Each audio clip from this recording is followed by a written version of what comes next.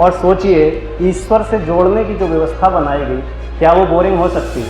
ऐसे करके वो गांडीव रख देता है और फिर भगवान श्री कृष्ण कहते हैं इधर आओ साइड में। वहाँ लड़ाई होने जा रही है और वो कह रहे हैं गाना गाते हैं, और ऐसा गाना गा दिया कि जब हम भीड़ में हों तब हम तय कर रहे हो कि हम कैसे नियंत्रित होंगे, ना कि कोई सामने वाला तय कर रहा हो कि हम कैसे नियंत्रित होंगे। और जैसे उसका पैर पड़ा आवाज देते त्रिमा की क्या आप वापस चाहते हैं कि फिर गधा घोड़ा खच्चर बने, कोई कॉकरोच बने, कोई आए चप्पल से मार दे?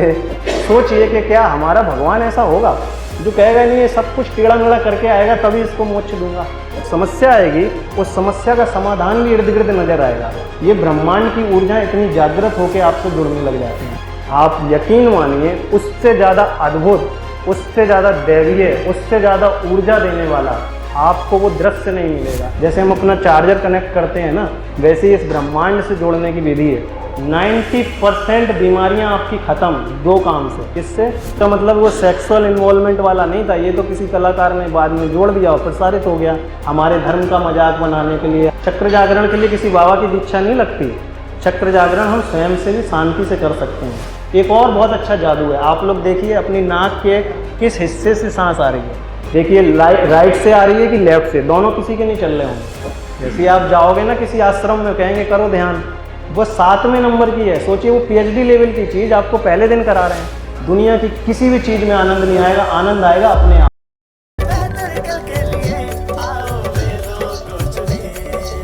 मेरा नाम डॉक्टर अभिषेक है, दिल्ली से हूँ और 2004 से आयुर्वेदा की प्रैक्टिस में हूँ।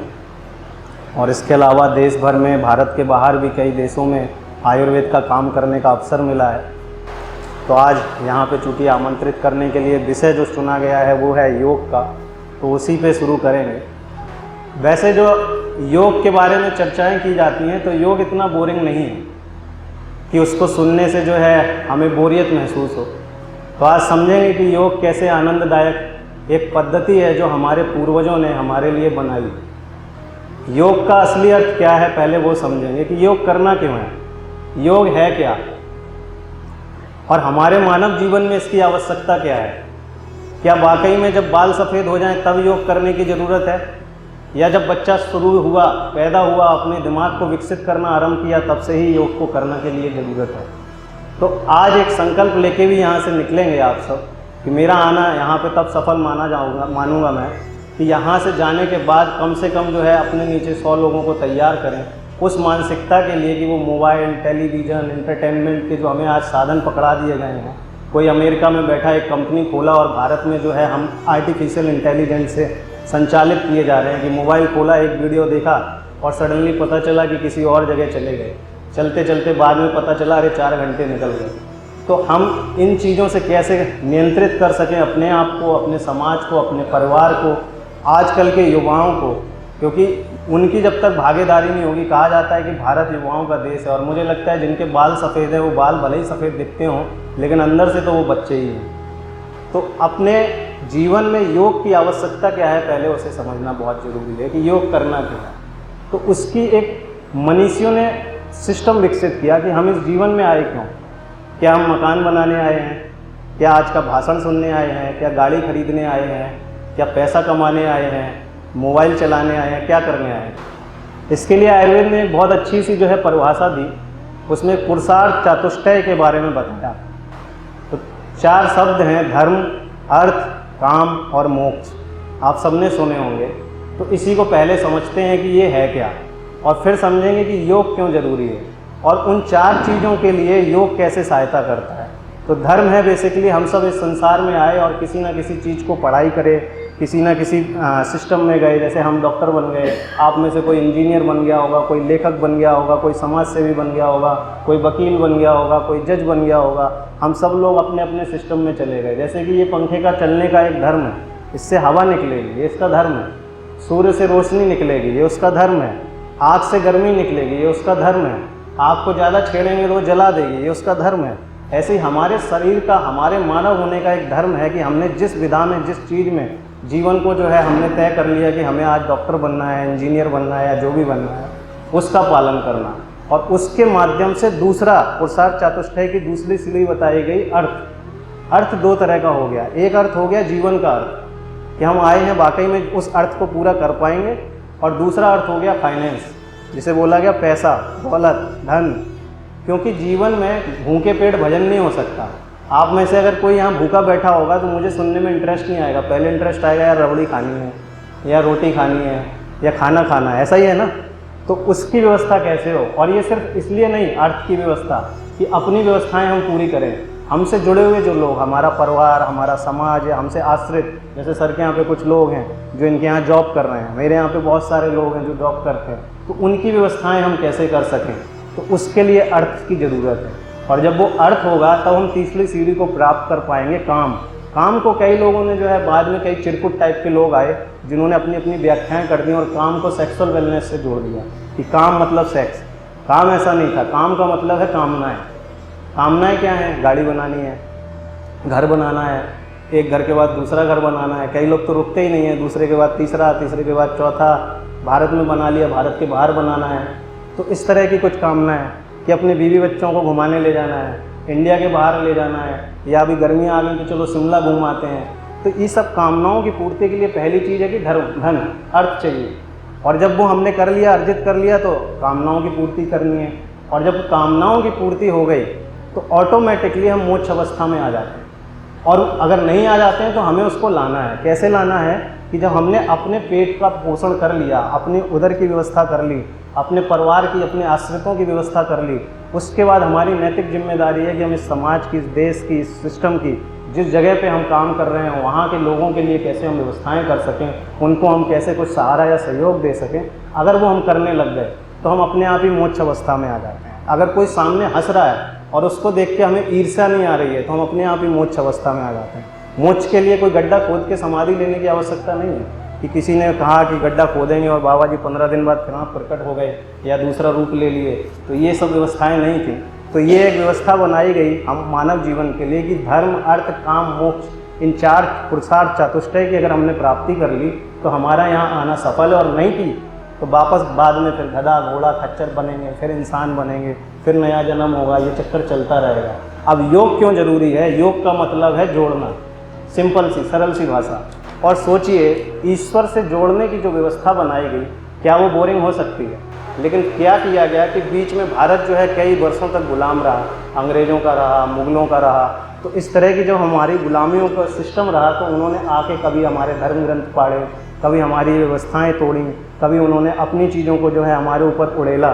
सोचिए, अगर आज हम सोशल मीडिया पे कुछ लिखते हैं, छोटा सा एडिट होके बाद में जाने कहाँ किस रूप में पहुँच जाता है।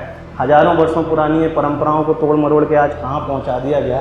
तो अब हम सबकी जिम्मेदारी है कि उन व्यवस्थाओं को हम वापस जागृत और जीवित करें और अपने लिए तो अपनाएं, अपने से जुड़े आश्रितों के लिए भी अपनाएं, लेकिन आगे भी किसी न किसी को उसको देके जाएं। तब हमारा होना, यहाँ पे होना या किसी भी चीज़ को चर्चा करने का तब तो सफल माना जाएगा, अन्यथा तो सब व्यर्थ है। तो वापस अगर मैं फिर योग की बात करूँ तो योग का अर्थ है जोड़ना। किससे जोड़ना? हम हैं जनरली 2 तरह की आत्माएं हैं दुनिया में। एक तो आपने सुनी होगी जीवात्मा, जो हम सबकी कही जाती है कि हम मानवों के अंदर जीवात्मा है। एक सुनी होगी परमात्मा, जिसे सुप्रीम सोल कहा गया, जिसकी हम वर्शिप करते हैं, पूजा करते हैं कि भगवान शिव हैं, भगवान शंकर हैं, कोई अल्लाह को मान रहा है, कोई ईसा मसीह को मान रहा है।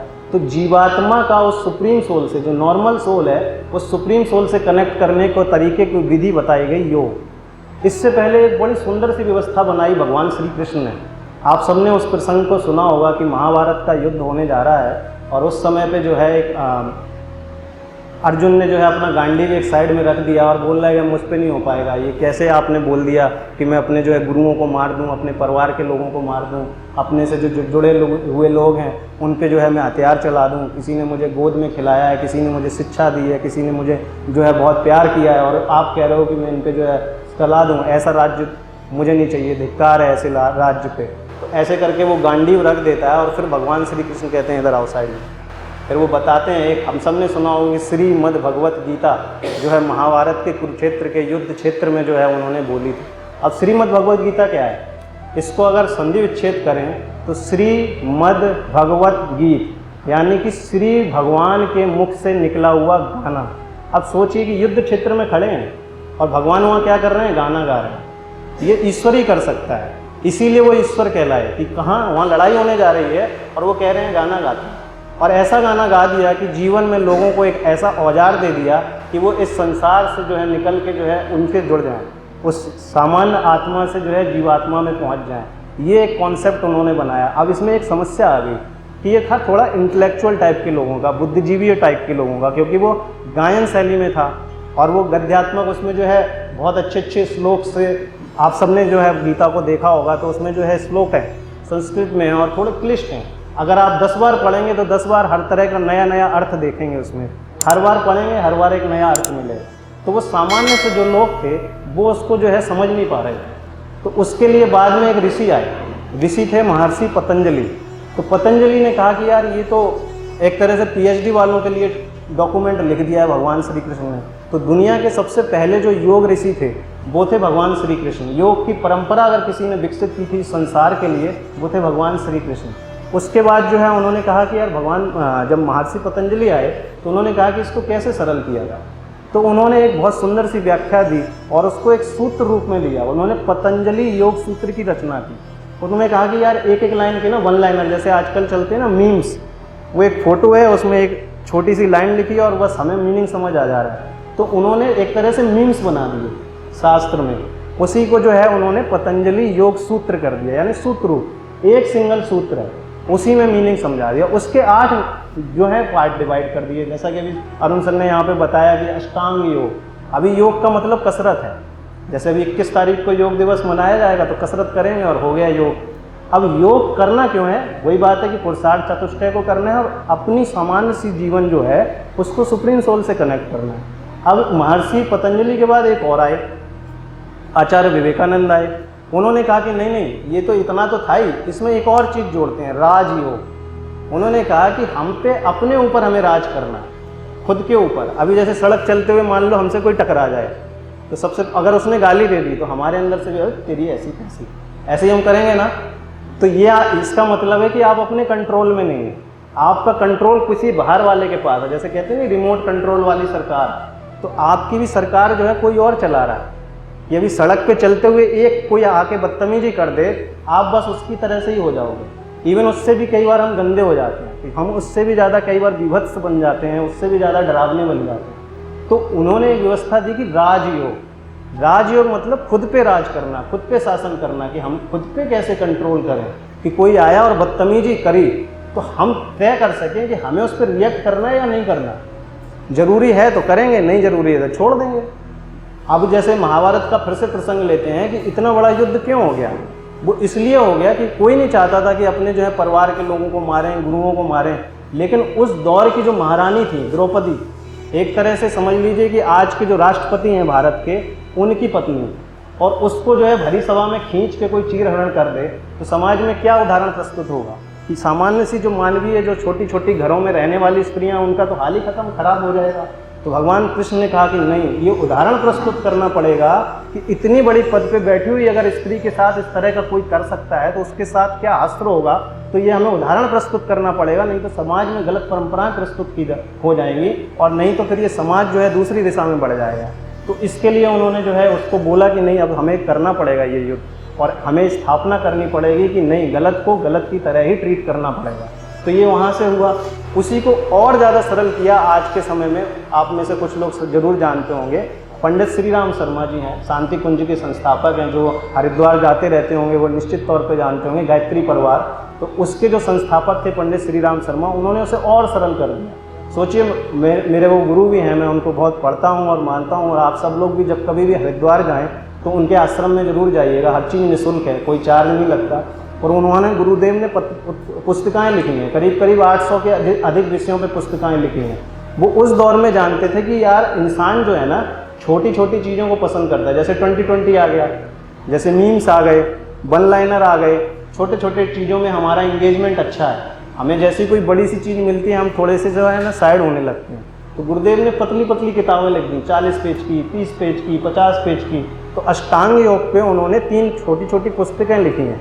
जैसा कि अष्टांग योग के बारे में भी सर ने बताया कि यम, नियम, आसन, प्राणायाम, प्रत्याहार, ध्यान, धारणा और समाधि। तो ये जो 8 व्यवस्थाएं हैं, ये जीवन को बहुत सरल करने की व्यवस्थाएं हैं। अब इसको करना क्यों है? और फिर से वही बात आती है, करना इसलिए है कि हमें अपने आप को कनेक्ट करना है, अपने पे कंट्रोल करना है। और जब आप ये करने लग जाते हैं तो 2-3 फ़ायदे हैं इसके। मेरे जीवन में इसका बहुत लाभ मिला है जब से मैंने इसको आरंभ किया है। कोविड के बाद से थोड़ा समय मिला, क्योंकि इससे पहले हम लगे थे अपनी रेस में। दुनिया के 8 देशों में हम लोग काम करते हैं, उसमें सिंगापुर, जापान और भी कई सारी कंट्रियों में, तो उस रेस में लगे थे, नंबर गेम्स में लगे थे।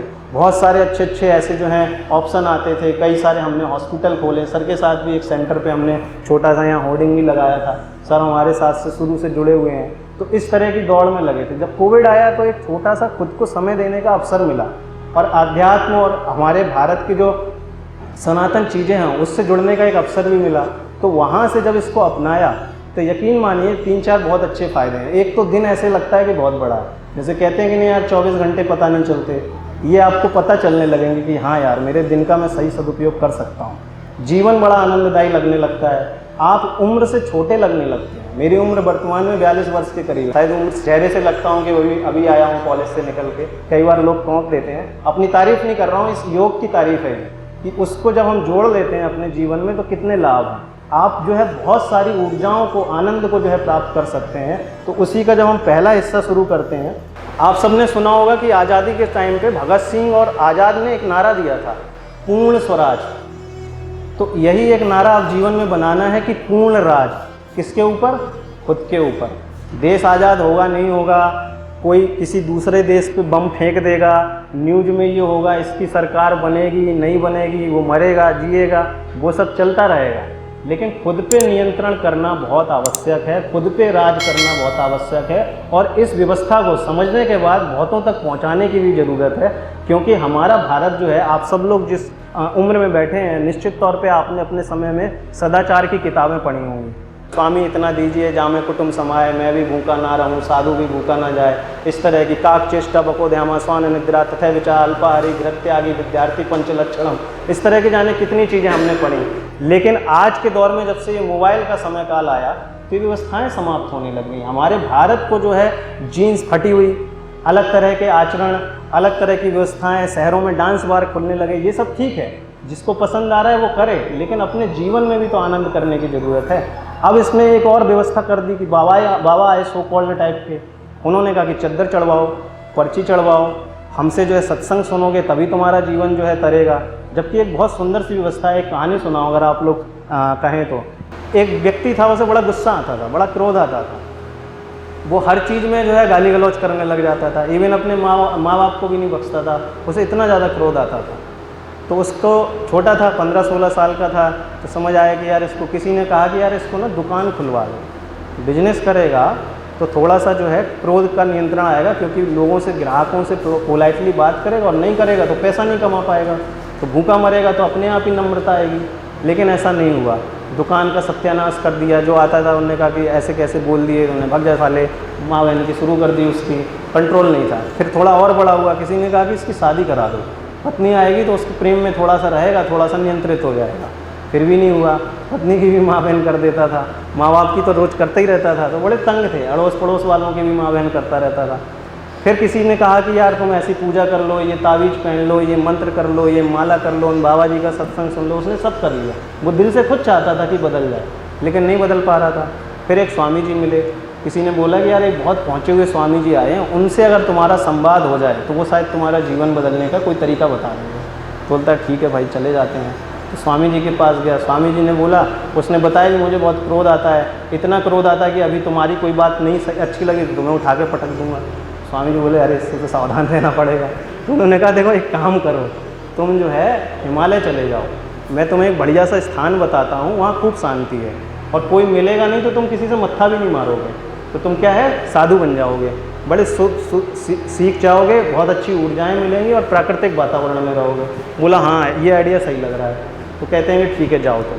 तो वो जो है निकल लेता है हिमालय की ओर, घर में बिना बताए अपना हिमालय की ओर चला जाता है। उनकी जगह जो जगह बताते हैं वहाँ पहुँच जाता है। वहाँ पहुँच के जो है अपना बढ़िया फल खाता है, सब्जियाँ खाता है, प्राकृतिक वातावरण में रहता है, बढ़िया, और 2-4 साधु संत मिल जाते हैं, उनकी मंडली में रहता है, तो बड़ा आनंददायक जीवन हो जाता है, शांत हो जाता है। करते करते उसको यहाँ इतना अच्छा लग जाता है कि वो फिर वहाँ से ना जाने का मन बना लेता है। रहते रहते 12-14 साल हो जाते हैं। तो ऐसे ही एक हमारे टाइप के कुछ टूरिस्ट पहुँच जाते हैं उस पहाड़ पे घूमते फिरते 14-15 सालों बाद। देखते हैं कि बड़े स्वामी जी हैं, बड़े ओज दिख रहे हैं, बड़े दिव्य से दिख रहे हैं और अपने बढ़िया सी ऐसी मंत्र का उच्चारण करते हुए बैठे हैं और खूब उनके आसपास जो है हरी हरी सब्जियां और सब उन्होंने व्यवस्थाएं बना रखी हैं। तो उनसे मिलते हैं, बोलते हैं महाराज, तो वो बताते हैं अपना किस्सा, यार मुझे बड़ा क्रोध आता था लेकिन मेरा जीवन बदल गया, बाबा जी ने मुझे ज्ञान दिया, एक दीक्षा दे दी एक तरह से, और मैं यहाँ हूँ 15 वर्षों से। तो उन्होंने कहा गुरुदेव ऐसा करते हैं कि आप हमारे साथ चलो, हमारे गांव के लोगों को भी ये प्रक्रिया बताओ, वो भी थोड़ा शांत हो जाएंगे, हम सब लोगों की ज़िंदगी में बड़ी समस्याएं हैं, आपसे थोड़ा उद्धार हो जाएगा। उनका ठीक है चलते हैं। उन्होंने भी सोचा कि यार बहुत हो गया, नियंत्रण है, बढ़िया है, ना गाली आती है ना गलौज आती है, कुछ नहीं आती है, चलो करेंगे, चल के इनके साथ भी थोड़ा सा कल्याण करते हैं, चल लेते हैं बाबा जी। जब पहुंचते हैं गांव में तो बड़ी भीड़ इकट्ठी हो जाती है, क्योंकि खबर पहुंचा दी गई थी कि एक बहुत पहुंचे हुए हिमालय के तपस्वी जो हैं आ रहे हैं, उनका आदर सत्कार करना है। जैसे अभी मुझे माला पहना दी गई, उस टाइप के बाबा जी के लिए जो है पूरी व्यवस्थाएँ कर दी गई। तो कुछ लोग जो थे बड़े एक्साइटेड हो गए कि यार इतने सिद्ध महात्मा आ रहे हैं। तो एक युवा था वो बड़ा एक्साइटेड हो गया, वो कहता है कि नहीं, अब तो बाबा जी से आज सबसे पहला आशीर्वाद तो मुझे ही लेना है, उनकी सारी ऊर्जाएँ जो हैं मुझे अपने अंदर जोड़नी है। तो वो एक्साइटमेंट में एकदम दौड़ते हुए बाबा जी के पास गया और ज़्यादा ही एक्साइटेड हो गया तो उनके पैर पे पैर रख गया, उनके उस व्यक्ति का जो है बाबा जी के पैर के ऊपर पैर रख गया, और जैसे उसका पैर पड़ा बाबा जी थे त्रिमा की तो कहने का तात्पर्य ये है कि साधु बनने के लिए हिमालय जाने की ज़रूरत नहीं है। हम अगर शोर में स्वयं को नहीं साध सके तो हिमालय में जाके भी स्वयं को नहीं साध पाएंगे। एकांत में तो हम सब साधु हैं। जिस समय हम शौचालय में शौच करने के लिए बैठते हैं, आपसे बड़ा साधु है क्या कोई, बताइए?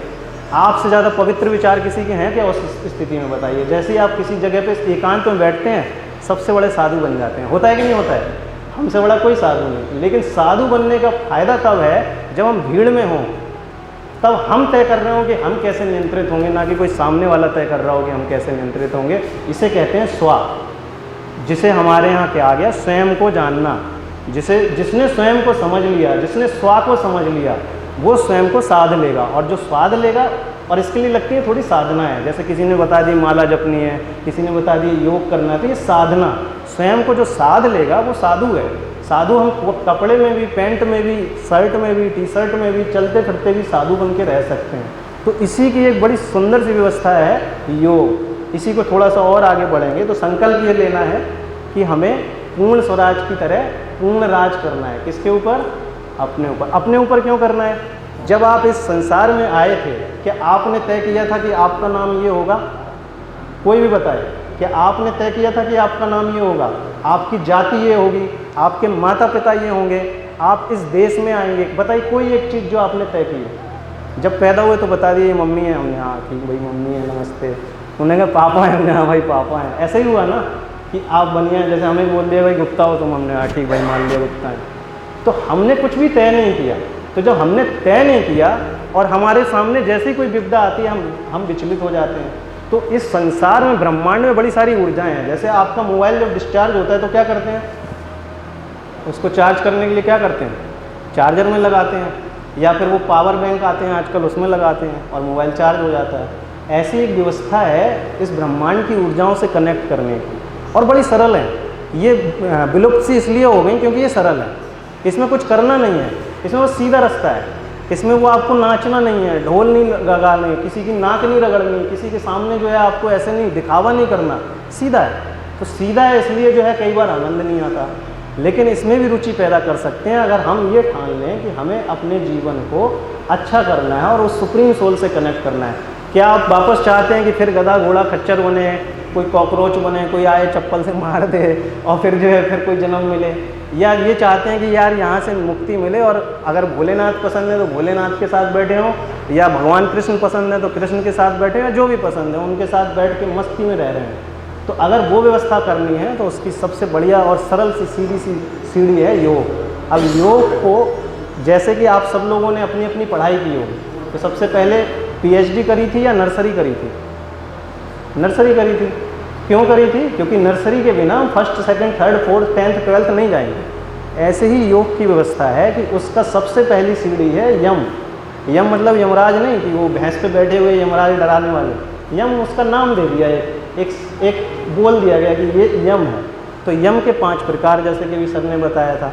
तो ऐसे हर एक व्यवस्था को थोड़ा सा अध्ययन करें, थोड़ा सा समझें, तो उसमें हम बहुत कुछ सीख सकते हैं। तो यम को थोड़ा सा सरल भाषा में अगर मैं बताऊं तो उसको 5 भाग में डिवाइड किया गया।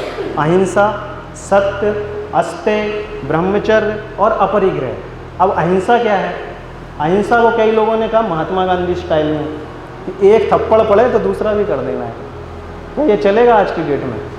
अभी आप दूसरा करिए तो इतने लाते मारेंगे कि पूरा भुर्ता बना दिया जाएगा। तो अहिंसा का अर्थ ये है कि आप जो है हिंसक ना हो, लेकिन और अहिंसा सिर्फ शारीरिक अहिंसा नहीं, मानसिक भी, मन से भी अहिंसा। हम बाहर से तो बड़े शांत हैं, लेकिन अंदर चल रहा है उसके साथ तो आज ऐसा कर देंगे, अभी उसका तो बैंड बजा देंगे। तो वो अहिंसा हम अपने साथ कर रहे हैं, अपने दिमाग के साथ कर रहे हैं। तो अहिंसा मतलब शारीरिक भी नहीं, मानसिक भी। तो हमें अहिंसा को सरल भाव में कि हम अपने जीवन को सरल रूप में लेके चलें, अहिंसक ना हो, हम किसी का अहित भी ना करें, खुद का भी अहित ना करें।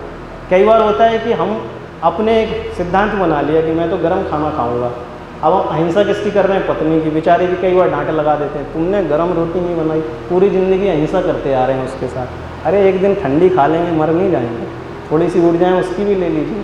कई बार चर्बी बढ़ती है तो हमारे आयुर्वेद में मेधहर चिकित्सा बताई गई है कि जब मोटे लोग होते हैं उनको बासी खाना खाना चाहिए। बहुत सिंपल सी व्यवस्था है कि ज़्यादा फैट बढ़ रहा है ना तो बासी खाना खा लो। क्यों? उसमें वो नहीं है, फैट नहीं है।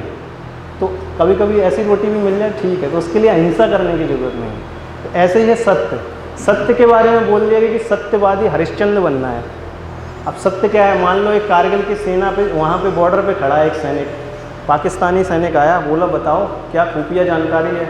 मैं तो सत्यवादी हरिश्चंद्र हूँ, उसकी औलाद हूँ, मैंने संकल्प लिया है सत्य बोलने का। उसने कहा कि अभी मोदी जी एक बम बना रहे हैं तुम्हारे ऊपर गिराने के लिए, क्या होगा? उसकी आरती उतारी जाएगी? बताइए, नहीं उतारी जाएगी। उसका कोर्ट मार्शल करके भगा दिया जाएगा और हो सकता है फांसी पे चढ़ा दिया जाए।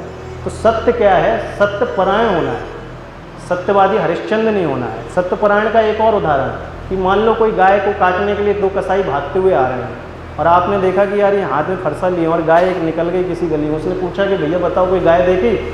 तो आप क्या कहेंगे? हाँ देखी, वो गई, क्योंकि मैं तो सत्यवादी औलाद हूँ, मैंने संकल्प लिया है सत्य बोलने का। तो क्या करेंगे? उस गाय को उठा के काट देंगे।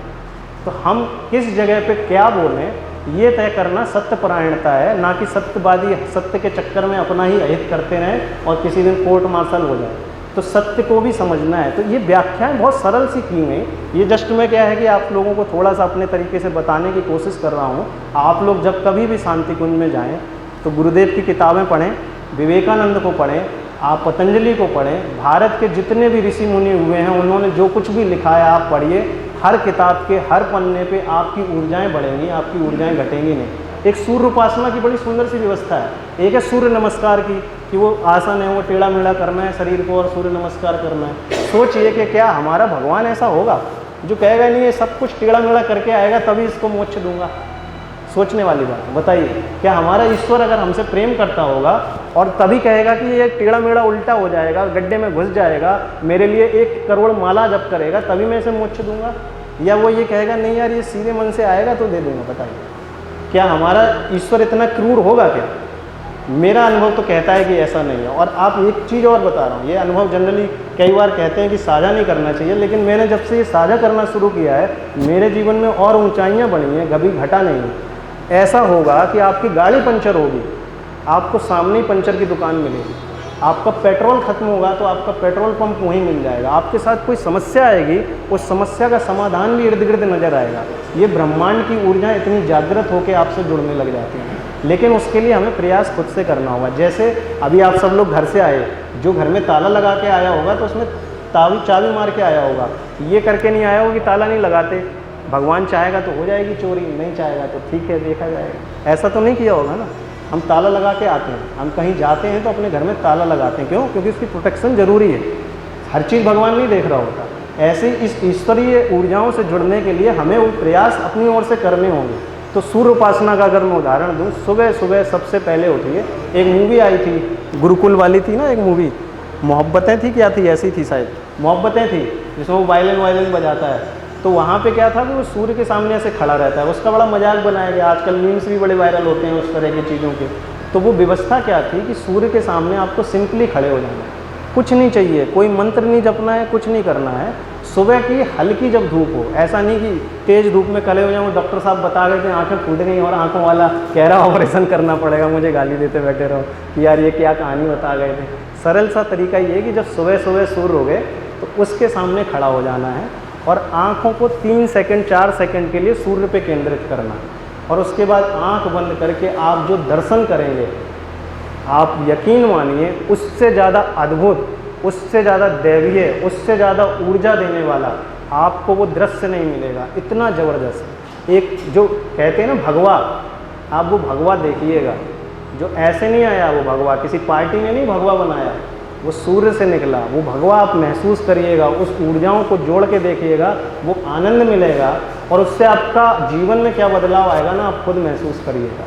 तो ये अगर आप शुरू करेंगे, इससे आपके अंदर एक नई चेतना मिलेगी, एक नई ऊर्जा मिलेगी। ये मोबाइल से जैसे हम अपना चार्जर कनेक्ट करते हैं ना, वैसे ही इस ब्रह्मांड से जोड़ने की विधि है। दूसरी विधि है पृथ्वी। हम सब जूते पहन रहे हैं, हम दिन में कभी भी एक भी समय ऐसा नहीं होता, आजकल खास करके शहरों में तो ये व्यवस्था है कि घास पे चलते हैं। नेचर ने अपने 5 एलिमेंट बनाए, हम सब जानते हैं, आकाश, वायु, अग्नि, जल, पृथ्वी। तो इन 5 एलिमेंट से जोड़ने की व्यवस्था है।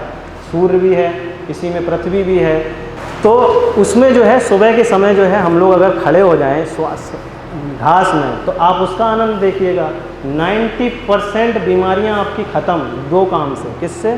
सूर्य से जोड़िए 4 सेकंड के लिए और पृथ्वी से जोड़िए 1 मिनट के लिए।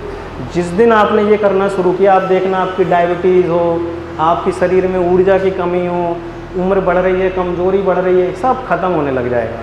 तो ये एक व्यवस्था है, इसको पालन करिए। वापस आते हैं अपने यम के ऊपर, तो उसमें अस्तेय बताया, तीसरा पार्ट। अस्तेय का मतलब है चोरी ना करना। चोरी ना मतलब कि किसी भी तरह की चोरी। कई बार होता है कि हमने किसी का विचार चोरी कर लिया और अपना कह के चिपका दिया, किसी का कुछ, हर तरह की चोरी। वो सिर्फ ऐसा नहीं है कि कोई सामान उठा के चोरी किया, चोरी कोई आइडिया भी हो सकता है, चोरी कुछ भी हो सकता है। अपने ओरिजिनल जो चीज़ें हैं उसमें रहना, ओरिजिनल जो मिल रहा है उसमें रहना, अनावश्यक नहीं सोचना। इसी तरह से ब्रह्मचर्य, ब्रह्मचर्य को फिर वही सेक्सुअल वेलनेस से जोड़ दिया कलाकारों ने, जबकि ब्रह्मचर्य था ब्रह्म की चर्या, जो चर्या ईश्वर का पालन करने के लिए आवश्यक है, ईश्वर से जुड़ने के लिए आवश्यक है, जो इस ब्रह्मांड से जोड़ने के लिए आवश्यक है, वो चर्या। अब वो चर्या क्या होगी? भगवान शिव को प्रसाद चढ़ाएंगे तो क्या चढ़ाएंगे? झूठा चढ़ाएंगे क्या? नहीं। उनको कोई गंदी चीज़ चढ़ाएंगे क्या? नहीं। उनको क्या करेंगे? अच्छी धुली हुई साफ़ सुथरी। तो ऐसे जीवन में भी वही आचरण करने, वो ब्रह्मचर्य है। जो हम ईश्वर के लिए तय करेंगे वही अपने लिए अपने जीवन में हर क्षण पालन करने लग जाएं, वो ब्रह्मचर्य है। उसका मतलब वो सेक्सुअल इन्वॉल्वमेंट वाला नहीं था, ये तो किसी कलाकार ने बाद में जोड़ दिया और प्रसारित हो गया हमारे धर्म का मजाक बनाने के लिए, हमारे विचारों का मजाक बनाने के लिए। ऐसे ही अपरिग्रह, अपरिग्रह भी जो है एक जीवन में बड़ा आवश्यक है कि अपनी आवश्यकता से अधिक संचित करना अपरिग्रह कहा गया। आपकी आवश्यकता है एक मकान, एक कार, एक नौकर, एक पत्नी। अब लगे पड़े हैं, उनने भी विदेश गए तो उनने 4 लोगों के साथ समागम हो रहा है अलग तरह का, कहीं उनने किसी और जगह गए तो कुछ और कर रहे हैं, 4 गाड़ियाँ ले ली फिर भी नहीं रुक रहे। उनने आने वाली 10 पीढ़ियों की चिंता है, अरे साला अपना भरोसा नहीं है, अभी टक्कर लग जाए तो गाड़ी में कहीं और पहुँचेंगे, लेकिन पड़े हैं संचय करते हुए। तो इस शास्त्र ने एक व्यवस्था दी अपरिग्रह की। ऐसे ही है नियम का। नियम में 5 चीज़ें बताई: शौच, संतोष, तप, स्वाध्याय और ईश्वर प्राणिदान। शौच मतलब साफ सुथरा, मैं समेट रहा हूँ इसको क्योंकि समय भी हो रहा है। संतोष मतलब कि अपने आप में आनंदित रहना। वो संतोष का मतलब ये नहीं कि 4 रोटी मिल गई संतोषी महासुखी, अरे ये गधापंथी है, फालतू की, ये सब बेकार की बात है। आनंद, जिस चीज़ को करके आनंद, 1 गिलास पानी पिया आनंद आ गया, जैसे अभी ये शरबत पिया मैंने, मुझे बड़ा आनंदित हुआ, ये संतोष है। जीवन में प्रत्येक चीज़ में आनंद लेना, वो संतोष की परिभाषा है। ना कि ये है कि नहीं कम मिल रहा है तो संतोष, वो तो होना चाहिए क्योंकि शास्त्री कहता है कि धर्म अर्थ तो चाहिए ना, नहीं तो फिर कैसे वो चीज़ों को अचीव करेंगे। तो इस तरह से है। दूसरा है तप। तप का मतलब सिर्फ ये नहीं है कि जाके वही पहाड़ वाली बात कि वो पहाड़ पे जाके तपना नहीं है। तप का मतलब है कि अपने जीवन में कुछ ऐसे संकल्प जो जीवन को बेहतर करने के लिए आवश्यक हों, जिससे जीवन में सुधार हो जाए, काम में सुधार हो जाए, अपनी बिजनेस में, अपने लाइफ में, अपनी फैमिली की किसी चीज़ में, उन चीज़ों को दृढ़ निश्चय एक बार कर लिया। तब का मतलब ये नहीं आज डिसाइड कर लिया कि मोबाइल जो है 3 घंटे से ज़्यादा नहीं चलाना है, अब पता चला कि फिर एक पिक्चर देखी, उनने कहा नहीं आज तो 6 घंटे चलो चलता है। ये फिर तप नहीं है। तप का मतलब है तपना। सोना को भी तपाया गया। नॉर्मल किसी भी चीज़ को आप उठा के देख लीजिए, वो जो सबसे कीमती है दुनिया में वो तपी हुई होगी। लोहा भी अगर अपनी टॉप फॉर्म में होगा तो वो भी बहुत कॉस्टली होगा। डायमंड, कुछ भी उठा के देख लीजिए। इंसान जिन्होंने आप में से जिसने जीवन में कुछ सफलता अर्जित की होगी, बड़े संघर्ष होंगे, सबकी एक कहानी होगी। ऐसे ही नहीं कि वही आया और उसने कहा कि ये लो 5 करोड़ रुपए जाओ ऐश करो, ऐसा किसी के साथ नहीं हुआ होगा। तो जिसने अपने तप को करना शुरू कर दिया वो तप गया, वो अपने जीवन को एक नए लेवल पे लेके चला जाएगा। ईश्वर प्राणिधान ये और इसलिए बताना चाहता हूँ कि ये मेरे हृदय के बड़ा करीब है और ये हमारे जीवन में बड़ा काम आता है। ईश्वर प्राणिधान को कई बार बड़ी कलाकारों ने अलग अलग तरह की व्याख्याएं की। अपने हृदय में धारण कर लेना, ईश्वर का धारण मतलब प्राणिधान मतलब अपने प्राणों में धारण कर लेना। चलते उठते बैठते हर किसी कोई ना कोई ईश्वर होगा जिसको आप बड़ा कनेक्ट करते होंगे। कोई लक्ष्मी जी से करता होगा, कोई कुबेर जी से करता होगा, कोई भगवान शिव से करता होगा, कोई किसी अपने और दूसरे अगर धर्म के हैं तो वो अपने अल्लाह से करते होंगे, ईसा से करते होंगे। कुछ ना कुछ किसी ना किसी से कोई ना कोई कनेक्ट कर रहा होगा। तो जिससे आप कनेक्ट हो जाएं उसके लिए ही ये जीवन है। ये मान के काम करना, वो ईश्वर को अपने हृदय में प्राणों में धारण कर लेना, ईश्वर प्राणिधान है। तो इस तरह से ये दूसरी व्यवस्था थी। फिर तीसरा आसन। आसन को कई लोगों ने कहा कि ये वाला आसन वो वाला आसन। आसन 3 तरह के हैं, एक खड़े होके करने वाले, एक बैठ के करने वाले, एक लेट के करने वाले। आप जिस स्थिति में हैं, मान लीजिए लेट के करने वाले जो बुजुर्ग हैं, जो बच्चे हैं, वो लेट के कर पाएंगे। जो बैठ के करने वाले हैं वो मध्यम ऊर्जाओं वाले जो लोग हैं वो कर पाएंगे। जो खड़े होके, क्योंकि खड़े होके जब आसन होते हैं ताकत लगती है, पूरा शरीर को जोर लगाना पड़ता है। आपके शरीर में क्षमता है तो बड़े खड़े होके करने वाले हैं, नहीं है क्षमता तो बैठ के कर लो, और भी क्षमता नहीं है लेट के कर लो, शवासन कर लो। शवासन का नाम सुना होगा, जो हम सोते हैं ना वो शवासन है। उस समय आप दुनिया से कनेक्ट हो जाते हो। आप बताओ आप उस समय मेडिटेशन करते हो या नहीं करते हो? आपके दिमाग में जो स्वप्न आ रहे हैं वो आ रहे होते हैं, लेकिन आप उस समय कोई गतिविधि नहीं कर रहे हो। वो एक तरह का आसन है, हम रोज़ कर रहे होते हैं। तो ये एक व्यवस्थाएं हैं, आसन को इस तरह से लेना है। ये तीसरी सीढ़ी है। चौथी सीढ़ी है प्राणायाम। प्राणायाम में भी बड़ी सारी चीज़ें हैं। उसमें एक बहुत सरल सी विधि है पूरक कुंभक रेचक की, कि सांस को खींचना, सांस को ठहर के रोकना और सांस को छोड़ना। एक जादू दिखाता हूँ आप लोगों को, बड़ा अच्छा सा है। आपके शरीर में ऐसी ऐसी चीज़ें मौजूद हैं, हमें कोई बताने ही वाला नहीं मिला। अपने हाथ सब लोग ऐसे करके बैठिए, भोजन तो चलता रहेगा, इसका भी मौज लेते रहिए। ऐसे करके बैठिए सब लोग। अब गहरी सांस लीजिए। हाथ आपके ऐसे रखने हैं जैसे भगवान की फ़ोटो में आपने देखा होगा, किसी ऋषि को देखा होगा, ऐसे बैठे होते हैं ना, आपको भी वैसे ही बैठना है। हाथ की हथेलियाँ ऊपर करें, हाँ ऐसे करके अब गहरी सांस लीजिए आराम से, 2 बार 1 बार जितना आप ले सकें। महसूस करिएगा कि वो सांस कहाँ तक जा रही है, गौर करिएगा कि वो सांस कितनी डीप तक जा रही है। अब दूसरा करिए, एक और दूसरी चीज़ करिए, हाथ को पलट लीजिए, ऐसे कर लीजिए। अब सांस लीजिए, गहरी सांस लीजिए। अब गौर करिए सांस कहाँ तक जा रही है, क्या अंतर मिला, बताएं मैम, क्या अंतर लगा? अच्छी जा रही थी, नीचे तक जा रही थी। हाँ, तो ये क्या है कि जो हमारे ऋषि मुनि ईश्वरों की जितनों की फ़ोटो हैं ऐसे बैठे मिलते हैं। ये एक नॉर्मल सुखासन है और हाथ को ऐसे करने से सांस जो है हमारे मूलाधार तक जाती है। जैसे कहते हैं ना चक्र जागरण, चक्र जागरण के लिए किसी बाबा की दीक्षा नहीं लगती। चक्र जागरण हम स्वयं से भी शांति से कर सकते हैं। आपके ऐसे ही चलते, आप ऐसा नहीं कि हवा में उड़ोगे चक्र जागरण हो जाएंगे, कुछ नहीं होगा, अंदर से मौज अलग चलेगी। तो चक्र जागरण जो मूलाधार है ना, जब हम सांस ऐसे लेते हैं हाथ ऐसे करके, तो सांस पूरी नाक से हमारी नाभि नाल तक जाती है, मूलाधार तक जाती है और सांस की एक साइकिल पूरी होती है। हम सबको जैसे एक कंपनी का मोबाइल खरीदिए, उसकी कहते हैं ना कि वैलिडिटी 5 साल की है, या कोई चीज़ खरीदिए एक्सपायरी डेट 3 साल की है, 2 साल के, ऐसे लिखा होता है ना। ऐसे हम सबको भगवान ने इक्वल एक्सपायरी डेट दे के भेजा है कि कलयुग चल रहा है, कलयुग में बोला गया कि 100 साल की जीवन है, सबको भेजा। लेकिन हम क्या करते हैं, सांस कभी ऐसे ले रहे हैं, कभी ऐसे ले रहे हैं। अगर हम ऐसे लेंगे तो अपनी साइकिल पूरी कर रहे होंगे और अपने चक्र को सीधा डायरेक्टली हम पेनिट्रेट कर रहे होंगे, उसमें आग की आधी व्याधियाँ चली जाएंगी। आपका अगर पेट में ये जो समझ लीजिए कि ये बढ़ रहा है तो आपको डिसीज आ रही है, आपकी सांस वहाँ तक नहीं जा रही। तो इसको कम करने की एक विधि है और अपनी पूरी साइकिल को पूरा करने की एक विधि है। जब भी दिन में मौका मिले तो ऐसे भी सांस ले लेनी है। इससे फ़ायदा ये होगा दुनिया में थोड़े दिन ज़्यादा रहें, आपकी साइकिल थोड़ी सी पूरी हो जाएगी। क्योंकि ऐसे सांस जब लेते हैं हम, सांस तो पूरी कट जाती है लेकिन लेते आदि हैं, क्योंकि यहाँ तक जाती है। ये स्टर्नम बोलते हैं मेडिकल लैंग्वेज में। आपकी जब हम ऐसे सांस लेते हैं तो यहीं तक जाती है, लेकिन जब ऐसे सांस लेते हैं तो पूरी नाभि तक जाती है, जिससे मूलाधार चक्र अपने आप एक्टिव होने लगता है। और मूलाधार से और जो ऊपर के चक्र होते हैं वो धीरे, ये एक अलग विषय है। तो ऐसी चीज़ों से हम लोग अपने आप को जागृत कर सकते हैं। प्राणायाम की ये एक व्यवस्था है जिससे हम अपने प्राणों का आयाम स्थिर कर सकते हैं। एक और बहुत अच्छा जादू है, आप लोग देखिए अपनी नाक के किस हिस्से से सांस आ रही है। देखिए राइट से आ रही है कि लेफ्ट से, दोनों किसी के नहीं चल रहे होंगे। अगर किसी के चल रहे होंगे तो आज से वो मेरा गुरु, वो डिफरेंट स्टेज है, बताता हूँ आपको। पहले देखिए आपके किस वाले नॉस्ट्रिल से आपकी सांस आ रही है। देखिए राइट से आ रही है कि लेफ्ट से, किसकी राइट से आ रही है, किसकी लेफ्ट से आ रही है। जिसकी राइट से आ रही है उसकी चंद्र नाड़ी एक्टिव है, यानी वो चंचलता चल रही है, दिमाग में बहुत सारी चीज़ें चल रही हैं। और जिसकी लेफ्ट से आ रही है उसकी सूर्य नाड़ी एक्टिव है, अंदर थोड़ा सा स्ट्रेस ज़्यादा है, उसके अंदर गुस्सा ज़्यादा है, कोई ना कोई ऐसी चीज़। और जिसकी दोनों चलती हैं वो एक अलग स्टेज में है, वो अलग मौज में है, उसका सब स्थिर है। इसी को कंट्रोल करने की व्यवस्था थी प्राणायाम। अपनी साइकिल को, हर चीज़ रिदम में है। जैसे ये पंखा घूम रहा है, गोल घूम रहा है, ऐसे ऐसे नहीं घूमता।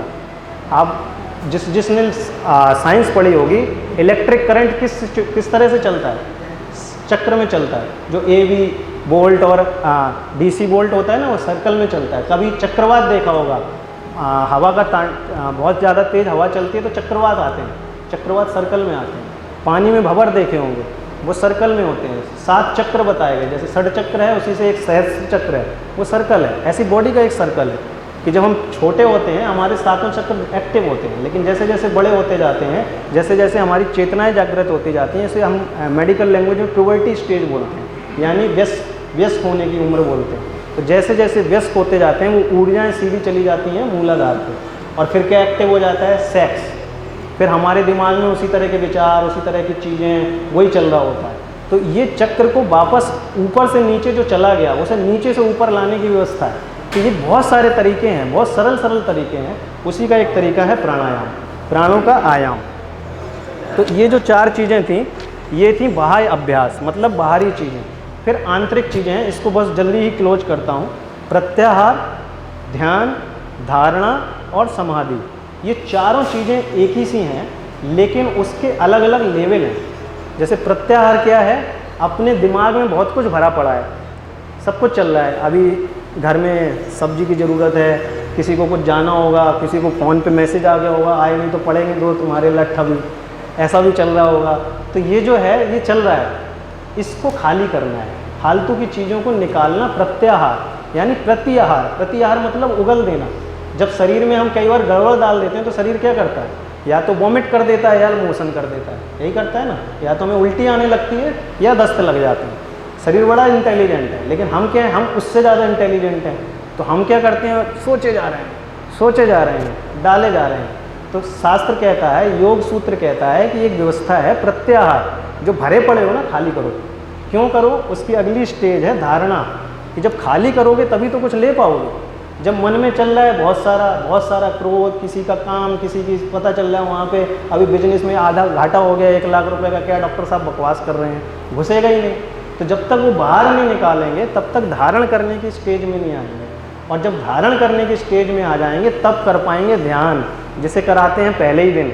जैसे आप जाओगे ना किसी आश्रम में, कहेंगे करो ध्यान, वो 7वें नंबर की है। सोचिए वो PhD लेवल की चीज़ आपको पहले दिन करा रहे हैं। तो हमें उस चरण को फॉलो करते हो, और इसमें कठिन कुछ नहीं है, आप करते जाएंगे, 2 हफ्ते में बॉडी सेट है, सिस्टम सेट है। फिर अगला एक स्टेज बताई गई, समाधि। अब समाधि कई लोगों ने कहा गड्ढा खोदो, उसमें घुस जाओ, और जब तक अंदर तड़प तड़प के नहीं मरोगे तब तक तुम्हारी समाधि मानी नहीं जाएगी। ये स्टेज है ही नहीं।